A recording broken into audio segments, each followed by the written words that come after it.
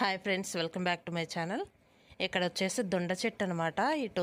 ఇటువైపు కూడా వచ్చిందనమాట. విండో సైడు, వంటగది విండో సైడ్ వచ్చిందనమాట. అవుట్ సైడే లోపలికి ఆ నెట్ లోపలికి కూడా తీగ వచ్చేసి ఇలా కాయలు పడ్డాయి అనమాట. మీకు చూపిద్దామని వీడియో తీస్తున్నాను.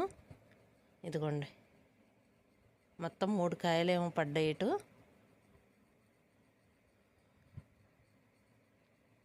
లోపల వైపు అనమాట, కొంచెం లోపలికి సందులో కూడా తీగెళ్ళిపోయి ఇలా వచ్చినాయి.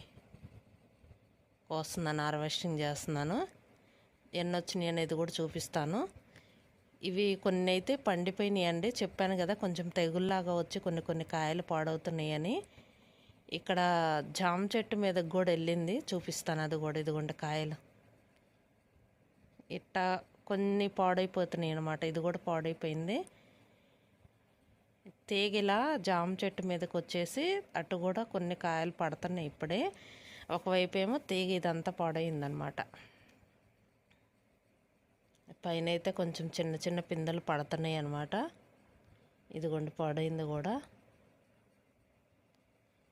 ఇటువైపు చూపిస్తాను మీకు. కొంచెం పైకి ఉంది, జూమ్ చేసి చూపిస్తాను. ఇదిగోండి పిందెలు అనమాట. ఇటువైపు కూడా ఉంది.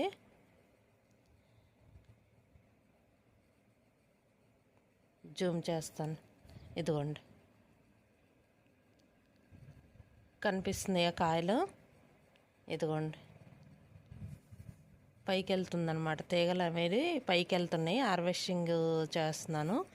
ఎన్ని వచ్చినాయి అనేది కూడా వీడియో చేస్తాను, పెడతాను, ఇందులోనే పెడతాను. మొత్తం పాత తీగలన్నీ తీసేయాలండి, కొత్త తీగలు ఉంచాలంతే. అప్పుడు పిందెలు పడుతుంటే పోతుంది వచ్చి. ఇదిగోండి ఇన్ని అయితే దొరికినాయండి. ఇక అప్పుడప్పుడు వీడియోస్ పెడతానే ఉన్నాను. కూరగాయలు అంటే ఇంకేయోడు దొరుకుతూనే ఉంటున్నాయి. హార్వెస్టింగ్ చేసినప్పుడు పెడతానే ఉన్నాను. మొత్తానికి ఇన్ని అయితే దొరికినాయి అన్నమాట.